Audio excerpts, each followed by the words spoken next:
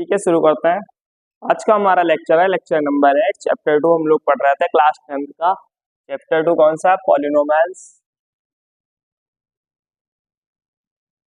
Almost आधा chapter हो गया है, कहीं पर कोई दिक्कत नहीं है आपको। अगर कहीं पर कोई दिक्कत है तो आप मुझको कमेंट कर दें, मैं उसका फुल डिटेल्ड वीडियो ला दूंगा, या जहाँ पे भी समझाना होगा मैं उसको समझा दूंगा। ठीक है, कहीं पर कोई दिक्कत नहीं होने वाली है। ठीक है, आज के वीडियो में हम लोग बात करेंगे कि द्विघात समीकरण के मूल क्या होते हैं। देखिए, हमने हल करा, हमने एक्स की वैल्यूज निकाली, ठीक है, लेकिन मैंने एक्स के मूल, द्विघात समीकरण के मूल, और उनको शून्यक भी बोलते हैं। क्या बोलते हैं? द्विघात समीकरण के शून्यक या किसी भी बहुपद के शून्यक। ठीक है, तो आज हम देखेंगे शून्यक क्या होते हैं या मूल क्या होते हैं। ठीक है, सपोज करो हमारे पास कोई द्विघात समीकरण है x square minus 5x plus 6 equals to 0।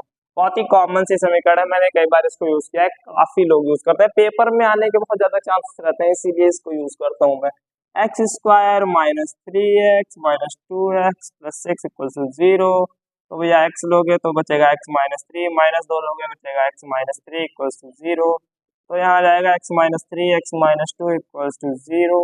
तो देखो इधर इतना तो मैंने सिखाया हुआ है, ठीक है, पहले से। तो अगर नहीं आता है तो पिछली वाली वीडियो जाके देख लेना, ठीक है। अब यहाँ पर फिर से मैं बताऊँ, फिर से बताऊँ, बार बार बताऊँ तो वीडियो भी लंबा होता जाएगा, कहीं ना कहीं जो रेगुलर आप लोग पढ़ रहे हो, ठीक है, उसमें आपको बोरिंग भी लगेगा, तो वो चीज मैं नहीं बताऊंगा। ठीक है, तो यहाँ से x की वैल्यूज की बात करें तो x इक्वल टू 3 आ जाएगा, x इक्वल टू क्या आ जाएगा? 2 आ जाएगा। ठीक है, तो जो x की वैल्यूज होती हैं दोनों, उन्हीं को हम लोग क्या कहते हैं? x के मूल। क्या कहते हैं? सॉरी, द्विघात समीकरण के मूल क्या कहते हैं? किसी द्विघात समीकरण के मूल क्या होते हैं? जो x की दो वैल्यूज होती हैं। अगर हम बात करें, अगर हमसे पूछा जाए कि x square minus 5x plus 6 के मूल क्या होंगे, तो 3 और 2 होंगे। क्या होंगे? 3 और 2, या 2 और 3 भी कह लोगे, कोई दिक्कत नहीं होगी। ठीक है, समझ में आई बात?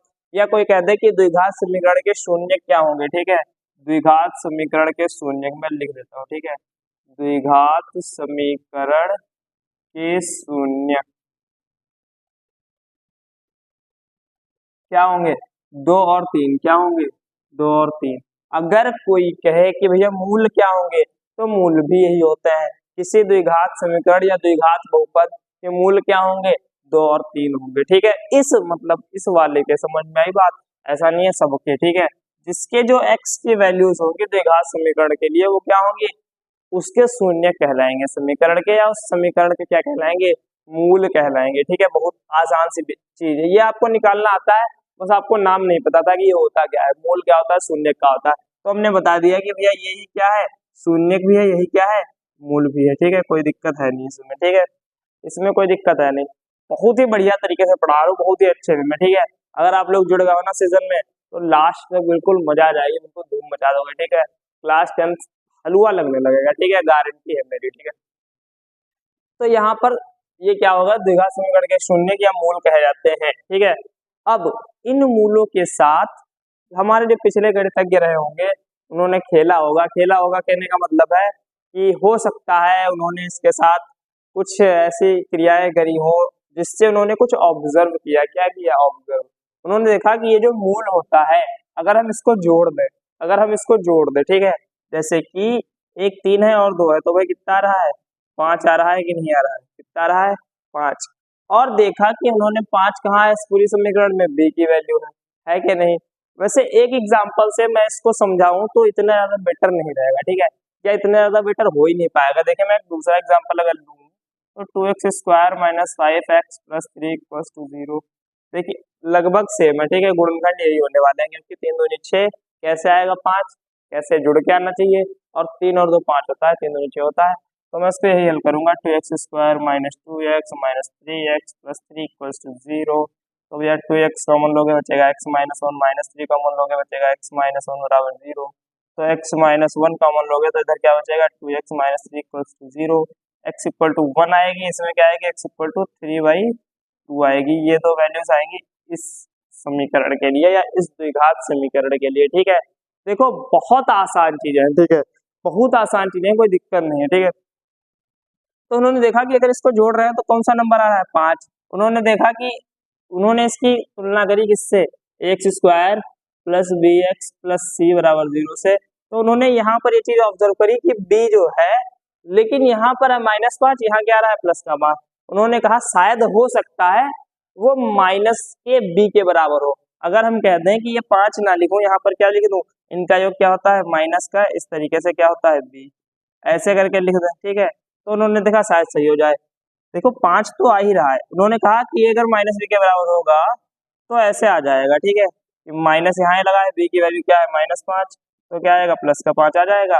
कहने का मतलब उन्होंने द्विघात समीकरण से इसको रिलेट करा, बोला कि मूलों का योग क्या होगा, ऐसा होगा। फिर उन्होंने देखा दूसरे के लिए ट्राई करें, तो उन्होंने यहाँ पर देखा कि इसको जोड़ दोगे 3/2 + 1, जब इसको जोड़ दोगे तो क्या हो जाएगा, 3 और 2 5/2 कितना आएगा 5/2। तो भैया यहाँ देखा अगर, तो यहाँ पर अगर वो सोच रहे हैं कि हम ऐसा कर दें कि -b होगा, -b का मतलब इस प्रकार से, तो माइनस पहले लगा है b की वैल्यू, फिर -5 है, तो भैया फिर से 5 आ गया, बटे वाला 2 कहाँ गया। तो ये एक थोड़ा सा समस्या उस समय समझ लो, जो सबसे पहले गणितज्ञ रहे होंगे जिन्होंने ये चीज देखी, तो उन्होंने इतने नहीं ऑब्जर्व किया। उन्होंने क्या ऑब्जर्व किया अब मैं बताता हूँ, ठीक है। बहुत नॉर्मल सी चीज है, इसका जो योग आ रहा था वो b के टर्म में तो ऊपर आ रहा था अंश में, हर में क्या मान लिया उन्होंने, यहाँ 1 है और उन्होंने 1 को रेट कर दिया इससे a से, मतलब कि x² का गुणांक अगर 1 है तो हर में क्या जाएगा 1। तो इस हिसाब से उन्होंने कहा कि जो मूलों का योग होता है, अब समझना ध्यान से, अब मैं ये लाइन हटा रहा हूँ, ठीक है, अब समझना ध्यान से। तो उन्होंने कहा कि जो मूलों का योग होता है वो अगर -b/a कर दें तो शायद रहे और सबके लिए रहे। तो उन्होंने देखा -b/a अगर निकालोगे मूलों के योग के लिए तो इधर तो 5 आ रहा है, ये वैल्यू भी कितनी होनी चाहिए 5 होनी चाहिए। तो -b/a मतलब कि -b की वैल्यू क्या है -5/a की वैल्यू क्या है 1, देखा गया 5/1 कितना गया 5, इतना आ गया। तो उन्होंने कहा अरे वाह ये तो सही है, 5 इधर भी है 5 इधर भी आ गया। इन्होंने सोचा लाओ इस वाली के लिए ट्राई करें, तो इस वाली के लिए जब ट्राई किया तो पहले क्या आना था, तो 3/2 + 1 कितना आना था 3 2 5/2 आना था। तो इन्होंने फार्मूला बनाया कि ये क्या होगा -b/a के बराबर होगा, इनका जो जोड़ होगा किसके बराबर होगा -b/a। तो -b/a चलो निकालते हैं, क्या है माइनस, क्या है माइनस का 5/a क्या है 2। तो उन्होंने देखा क्या गया 5/2, तो ये तो इसमें भी लागू हो गया, इसमें भी 5/2 है। तो उनको अति प्रसन्नता हुई और उन्होंने ऐसा सिद्धांत दिया, समझ में आई बात, उनको अति प्रसन्नता हुई और उन्होंने ऐसा सिद्धांत दे दिया कि किसी भी द्विघात समीकरण के मूल, चलिए अब मैं देखो बताता हूँ, ठीक है। अब आ जाते हैं कॉन्सेप्ट पे, ठीक है। ये वाला भी एग्जांपल चलिए लिखा रहने देता हूँ, ठीक है, कोई दिक्कत नहीं है। +3 = 0, ठीक है, इतना हो गया। ये सिद्धांत मतलब कि उन्होंने बताया कि यदि एक मूल अल्फा हो, देखिए x की कितनी वैल्यू आई 3 और 2 आई ना, उन्होंने कहा कि अगर हम इसको एक को अल्फा मान लें और एक को बीटा मान लें तब तब क्या होगा, अल्फा प्लस बीटा बराबर क्या हो जाएगा -b/a। और ये भी ऑब्जर्व कर लिया कि ये सबके लिए ट्रूथ है, ठीक है, समझ में आई बात। ये भी ऑब्जर्व हो, बहुत ही सिंपल वे में समझा रहा हूँ, ठीक है।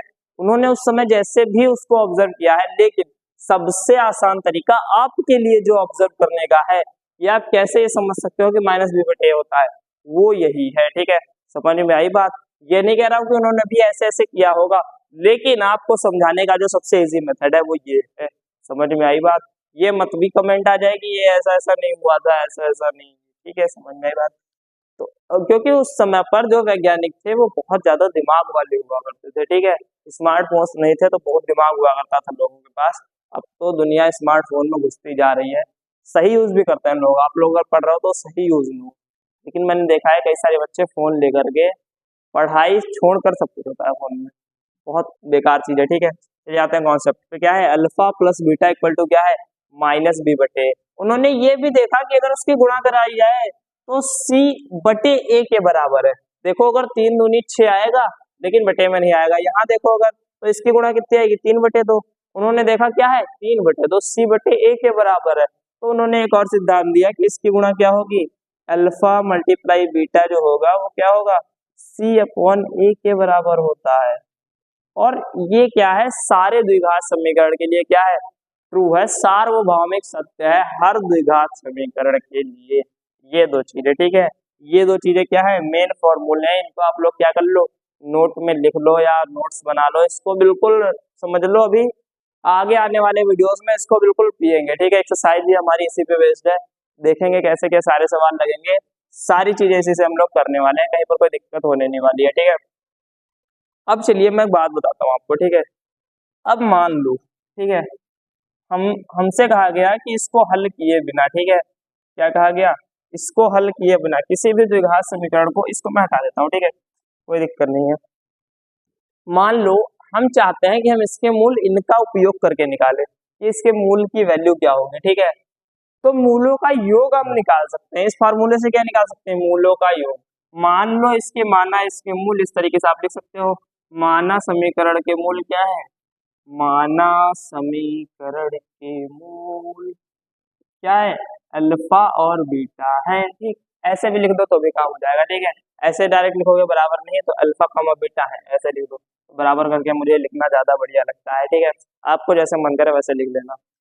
तो अब अगर ऐसा है तो क्या होगा, अल्फा प्लस बीटा बराबर क्या हो जाएगा, माइनस बी अपॉन ए, माइनस बी मतलब कि माइनस माइनस का 5 अपॉन एक की वैल्यू कितनी है, एक मतलब क्या जाएगा, प्लस का 5। ये हमें क्या मिल गया, अल्फा प्लस बीटा बराबर क्या मिल गया, 5 मिल गया। यहाँ तक कोई दिक्कत, कोई दिक्कत नहीं। अब हमें ये भी पता है कि alpha into beta equal to क्या होता है, सी अपॉन ए। तो अल्फा मल्टीप्लाई बीटा बराबर क्या हो गया, सी अपॉन ए, सी की वैल्यू कितनी है 6 अपॉन ए की वैल्यू कितनी है 1, मतलब कितना आ गया 6। अल्फा मल्टीप्लाई बीटा कितना है 6। तो अगर मैं कहूँ कि मूल तो हमारे नहीं आए, लेकिन ये दो चीजें आ गई हैं, तो क्या इसकी मदद से निकाल पाएंगे हम लोग अल्फा और बीटा की अलग अलग वैल्यू? फटाफट से कमेंट कर दो, ठीक है। बहुत ही बढ़िया ये चीज अब जो मैं बताने जा रहा हूँ, ठीक है। जगह तो बची नहीं है बोर्ड पे, क्योंकि आज मैं थोड़ा सा बड़ा बड़ा लिख रहा हूँ, ठीक है। कोई बात नहीं, नीचे एडजस्ट करता हूँ मैं, कोई दिक्कत नहीं होने वाली है, ठीक है।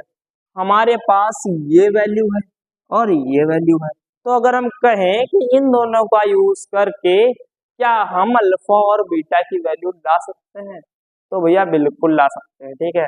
मैं बताऊं कैसे ला सकते हैं, देखिए आपने फॉर्मूला कौन सा पढ़े अभी तक, अच्छा 9 में 8 में 7 में, ठीक है। आने लगते हैं फॉर्मूले, कौन सा आपने पढ़ा होगा, ए प्लस बी का होल स्क्वायर, आपने पढ़ा होगा ए माइनस बी का होल स्क्वायर, ठीक है। लेकिन आपने कौन सा वाला ज्यादा पढ़ा होगा या पढ़ा भी होगा, तो a square plus 2ab plus b square, इसमें आपने पढ़ा होगा a square minus 2ab plus b square, इतना पढ़ा होगा, ठीक है। लेकिन मैं कहूँ एक और भी फॉर्मूला होता है, कौन सा, अगर मैं बात करूं कि भैया ए स्क्वायर प्लस बी स्क्वायर क्या होगा, ठीक है। अगर मैं कहूँ ए स्क्वायर प्लस बी स्क्वायर, या इसको ऐसे समझ लो आप कि अगर मैं लिख दूं ए प्लस बी का होल स्क्वायर, तो ये किसके बराबर हो जाएगा बताऊं मैं, ये हो जाएगा ए माइनस बी का whole square plus 4ab plus 4ab। अच्छा अब आप ध्यान दो इधर, ये फार्मूला कहीं ना कहीं आपको शायद हो सकता है आपने पहली बार देखा हो या आपको पढ़ चुके हो, ठीक है। पढ़ चुके हो कोई दिक्कत नहीं, मैं बताऊं ए प्लस बी का होल स्क्वायर जो है वो ए माइनस बी के होल स्क्वायर प्लस 4ab के बराबर होगा। कैसे, इसलिए क्योंकि जब इधर वाले का एक्सपेंशन हम करेंगे तो आएगा a square plus b square minus 2ab, फिर उसमें प्लस 4ab जुड़ जाएगा, तो माइनस 2ab है प्लस का 4ab है, तो क्या आएगा प्लस का 2ab, और प्लस का 2ab आएगा तो फिर से वो ये वाली फॉर्म बन जाएगी। समझ में आया बात, समझ में आई नहीं आई? कहने का मतलब अगर मैं इस वाले सवाल में क्या करूं, माइनस 2ab कर दूं और प्लस 2ab कर दूं, तो 2ab हो जाएगा 4ab। देखिए इधर ये वाली जो इक्वेशन है ए प्लस बी का होल स्क्वायर, इसकी वैल्यू है a square plus b square plus 2ab, यही है ना, ठीक है। अगर मैं क्या करूं अपनी तरफ से इसको लिख दूं माइनस 2ab और प्लस 2ab, तो कोई दिक्कत होगी नहीं होगी, क्योंकि मैंने जितना जोड़ा उतना ही घटा दिया। और उसके बाद हम इसको क्या समझे कि ए प्लस बी का होल स्क्वायर जो है, इस फॉर्मूले से इसको हमने बना दिया ए माइनस बी का होल स्क्वायर, और ये क्या हो गया प्लस का 4ab। तो देखो यही चीज तो हमने यहाँ पर लिखी है, यही चीज लिखी है ना, कोई दिक्कत नहीं है, ठीक है। इसको थोड़ा सा कम कर लेते हैं, ठीक है, इस चीज को, ठीक है। ये चीज आप लोग समझ चुके हो, इसको थोड़ा सा कम जगह में लिख लेते हैं। क्या आया था हमारा, alpha plus beta equal to कितना आया था, कहाँ से आ गया भाई, ठीक है। अल्फा मल्टीप्लाई बीटा ये कितना आया था 6 आ गया था, ठीक है। ये दो चीजें आई थी। तो अगर मैं इस वाले फॉर्मूले का यूज करूं, ठीक है, तो देखते हैं क्या आएगा, ठीक है, देखते हैं क्या आएगा। तो अल्फा प्लस बीटा मतलब कि देखिए ए प्लस बी की जगह हम क्या ले लें, alpha plus beta, alpha plus beta का whole square equal to alpha minus beta का whole square plus 4 alpha beta, ऐसा हो जाएगा, ऐसा हो जाएगा। बहुत आराम से बात, बहुत नॉर्मल से बात है, ठीक है। तो अल्फा प्लस बीटा की वैल्यू कितनी है 5, का square equal to alpha minus beta, हमको भाई नहीं पता है कि क्या होगा, प्लस 4 अल्फा बीटा। देखिए 4 हमको पता है, अल्फा इंटू बीटा की वैल्यू कितनी है 6 है, मतलब 4 मल्टीप्लाई क्या लिखा हुआ है 6 लिखा हुआ है, ठीक है, इतना आसान है। उसके बाद अब हम क्या करें, इधर आ जाएगा 25 बराबर अल्फा माइनस बीटा का होल स्क्वायर प्लस कितना आ जाएगा 4 छंग 24, तो इसको इधर भेज दो और ये यही रहने दो, तो ये इधर आएगा तो हो जाएगा 25 minus 24 equals to alpha minus beta का क्या हो जाएगा होल स्क्वायर। 25 से 24 घटा दो क्या आएगा, 1 बराबर क्या आएगा अल्फा माइनस बीटा का होल स्क्वायर। अब देखो स्क्वायर हटेगा अंडर रूट लगेगा। ये मेथड मैं ज्यादा प्रेफर नहीं करता हूँ, मैं ये वाला मेथड ज्यादा प्रेफर करता हूँ कि 1 का स्क्वायर इधर है तो इधर अल्फा माइनस बीटा का स्क्वायर है, स्क्वायर स्क्वायर दोनों साइड है, इसलिए alpha minus beta equal to 1 होगा, ठीक है। ये वाला method alpha minus beta equal to क्या हो जाएगा 1। अब आप देखो मतलब ये जो एक फॉर्मूला है, अगर हम चाहें, समझना मेरी बात, अगर हम चाहें कि हम उसके मूलों से अल्फा और बीटा की वैल्यू निकालें तो ये दो चीजें हमें पता होंगी, समीकरण को देख के अल्फा प्लस बीटा पता चल जाएगा, अल्फा इंटू बीटा पता चल जाएगा, ठीक है। और इस फॉर्मूले का यूज करके हम क्या निकाल लेंगे अल्फा माइनस बीटा। अब देखो यहाँ पर हमारे साथ में एक चीज और है, alpha minus beta equal to क्या है 1। अब हम इन दो का यूज करके अल्फा और बीटा की वैल्यू निकाल लेंगे, ठीक है। ये कौन सा हो गया, दो चर वाले रैखिक समीकरण, कौन से हो गए दो चर वाले रैखिक समीकरण हो गए। यहाँ पर मैं इसको लगा देता हूँ, कोई दिक्कत नहीं होने वाली है, ठीक है, पूरे वीडियो में। अब ये क्या हो गई, एक समीकरण हो गई alpha plus beta equal to 5, ये हो गई alpha minus beta equal to 1। तो भैया सीधे सीधे क्या कर दो, जोड़ दो, इधर क्या आएगा 2 अल्फा, ये तो कट जाएंगे, बराबर क्या आ जाएगा 6, अल्फा वैल्यू कितनी आ जाएगी 3 आ जाएगी। आ गई कि नहीं आ गई, आ गई ना अल्फा की वैल्यू 3। एक मूल है, अल्फा क्या है मूल है, तो मूल आ गया, एक मूल आ गया। अल्फा की वैल्यू को उठा के यहाँ पे रख दो, तो 3 प्लस बीटा बराबर 5, तो बीटा की वैल्यू कितनी आ जाएगी 2 आ जाएगी। देखा दोनों मूल आ गए, नहीं आ गए, ठीक है। क्या हो गए, हमने दोनों शून्य ज्ञात कर लिए, द्विघात समीकरण के दोनों मूल ज्ञात कर लिए, ठीक है। कुछ भी बोलो, ठीक है, दोनों नाम पता है, दोनों आप यूज में ले लो, दो बार 3 बार 4 बार या 5-6 बार सवाल लगाओगे, बोलोगे याद हो जाएंगे, ठीक है। क्या है, किसी भी द्विघात समीकरण के शून्य हमने ज्ञात किए, किसका यूज करके, उनके मूलों का योग तथा उनके मूलों का गुणन, जो कि हमें समीकरण से ही पता चल जाता है, उसका यूज करके, और उसके बाद हमने एक फॉर्मूला लगाया तो हमारे पास अल्फा माइनस बीटा आया, और उसकी सहायता से हमने दो चर वाले रैखिक समीकरण, ये कौन सी विधि है विलोपन विधि, कौन सी है विलोपन विधि से हमने इसको हल कर दिया बहुत ही आसानी से। हमारा आंसर आ गया अल्फा और बीटा की क्या आ गई वैल्यू आ गई। समझ में आई बात, ऐसा नहीं है कि एक ही समीकरण नहीं आएगा, ऐसी कोई चीज है नहीं, ठीक है, कहीं पर कोई दिक्कत नहीं होने वाली पूरी वीडियो में। आज का जो लेक्चर है हमारा बहुत ही ज्यादा इंपॉर्टेंट है, ठीक है, क्योंकि मैं आपको यहाँ से बता रहा हूँ आज माइनस बी अपॉन ए सी अपॉन ए ये सब क्या होता है। ये लेक्चर अगर छूट गया तो भैया आगे का समझ में नहीं आएगा, ठीक है, मैं फिर से कह देता हूँ, ठीक है। फुल डिटेल्ड मैंने बहुत आराम से अभी तक समझाया आपको, लेकिन अगर आपका ये लेक्चर छूट गया तो फिर आपको कहीं ना कहीं फिर देखना पड़ेगा कहीं ना कहीं से ये, ठीक है।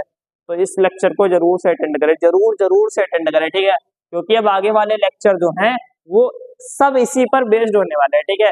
कि शून्य क्या है, शून्य का योग इतना है तो गुणन इतना है, तो शून्य ज्ञात करिए, इस तरीके से क्वेश्चन होगा। कि किसी द्विघात समीकरण के ऐसे भी क्वेश्चन आता है, किसी द्विघात समीकरण के शून्य का योग इतना है तथा गुणनफल इतना है, तो द्विघात समीकरण ज्ञात करिए। तो बहुत ही बढ़िया मतलब बात है कि कैसे आएगा या क्या होता है, ठीक है, बहुत ही बढ़िया बात है।